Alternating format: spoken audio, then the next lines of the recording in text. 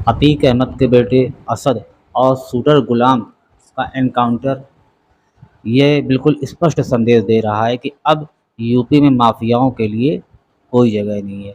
UP में अब गुंडों के लिए, अपराधियों के लिए अब कोई स्थान नहीं है। हर अपराधी, हर माफिया, हर गुंडा अब बच नहीं पाएगा। योगी जी ने अपनी बात भरी विधानसभा में बिल्कुल स्पष्ट रूप से रखी थी कि माफियाओं को मिट्टी में मिला दूंगा और अतीक अहमद का पूरा साम्राज्य नेस्ता नाबूद करके अतीक अहमद को उसके गुनाहों की आंसुओं के द्वारा प्रायश्चित कराकर कल अतीक अहमद अपने बेटे असद के एनकाउंटर की खबर पर जो रो रहा था, उसके इन आंसुओं ने यूपी की उन मासूम परिवारों को, जिनके ऊपर अतीक अहमद ने बेइंतहा जुल्म किए थे, जिनके घरों के चिराग अतीक अहमद ने बुझाए थे, उन परिवारों को उसके इन आंसुओं को देखकर कितना सुकून मिला होगा, कितनी राहत पहुंची होगी, ये बात शब्दों में बयान करना शायद मुमकिन नहीं है। ये तो उन्हीं के परिवार वाले जानते हैं कि अतीक अहमद कितना बड़ा दरिंदा था और उसका बेटा असद उससे भी बड़ा दरिंदा था। लेकिन दुख की बात यह है कि ऐसे खूंखार माफियाओं के एनकाउंटर पर भी कुछ लोग आंसू बहा रहे हैं। उनमें से सपा प्रमुख, समाजवादी पार्टी के प्रमुख अखिलेश यादव मुख्य रूप से हैं। अखिलेश यादव के ट्वीट और उनके वीडियो यह बता रहे हैं कि उनको अतीक अहमद के बेटे असद के इनकाउंटर का कितना गहरा सदमा पहुंचा है। कहीं वो इनकाउंटर को फेक बताते हैं, कहीं इसकी जांच की मांग करते हैं और कहीं पुलिस पर सवाल उठाते हैं। अखिलेश यादव का यह बर्ताव और उनकी पार्टी के लोगों का माफियाओं के प्रति प्रेम पूरी जनता आज देख रही है। तो अब यह मालूम पड़ रहा है कि क्यों अखिलेश यादव के शासनकाल में ये माफिया इतने फले फूले, इन माफियाओं ने इतना आतंक कैसे मचा रखा था। ये बात शायद अखिलेश यादव का मातम देखकर, उनका दुख देखकर, उनकी पीड़ा देखकर शायद आज यूपी की जनता इस बात को अच्छी तरीके से समझ रही है। अखिलेश यादव को कानून और अदालत तब नहीं याद आए जब यही अतीक अहमद पुलिस वालों को, दर्जनों पुलिस वालों को अपने बंगले में कैद कर देता था और उनके माफ़ी मांगने पर उनको रिहा करता था।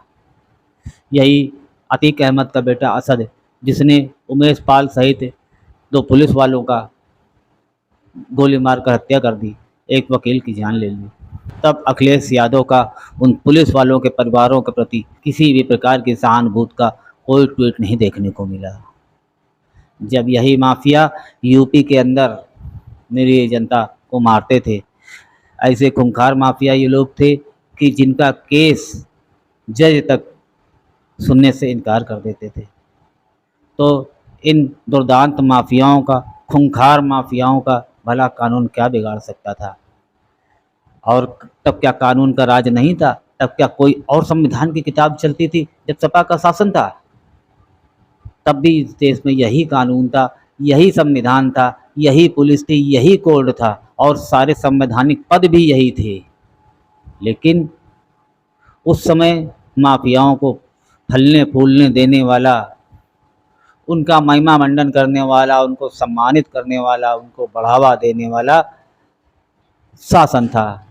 सत्ता पर एक ऐसा मुख्यमंत्री बैठा हुआ था जो माफियाओं को, अपराधियों को, गुंडों को विधायक और सांसद बना देता था। विधायक सांसद बनाकर उनको सम्मानित करता था और कहीं किसी माफिया की भैंस खो जाती थी तो पूरी पूरी शहर की पुलिस उस भैंस को ढूंढने में लग जाती थी। ऐसा भी समय था कि जब ये माफिया अपने हुक्म से शहर के एसपी को सज़ा दे देते थे, शहर की कोतवाली पर ताला डाल देते थे। तब क्या कोई और संविधान की किताब चलती थी या इस देश में क्या किसी विदेशी शासन का राज्य था? नहीं। अब सिर्फ अंतर यह आया है कि यूपी की मुख्यमंत्री के पद पर एक ऐसा ईमानदार, कर्मठ, दृढ़ प्रतिज्ञ योगी सन्यासी विराजमान है, जिसके लिए जनता और कानून सर्वप्रथम है। जनता को शांति और सुरक्षा देना वह अपना कर्तव्य समझता है। जनता की पीड़ा को वह अपनी पीड़ा समझता है और माफियाओं, अपराधियों और गुंडों का, जो समाज के दुश्मन हैं, उनका वो सबसे बड़ा दुश्मन है।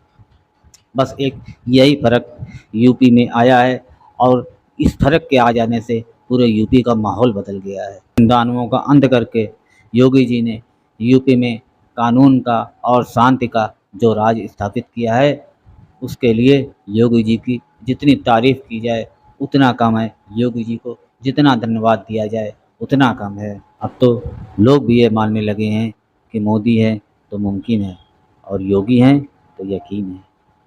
धन्यवाद मित्रों। हमारे चैनल को अगर आपने सब्सक्राइब नहीं किया है तो कृपया सब्सक्राइब कर लें और हमारे वीडियो को लाइक भी कर लें। धन्यवाद मित्रों।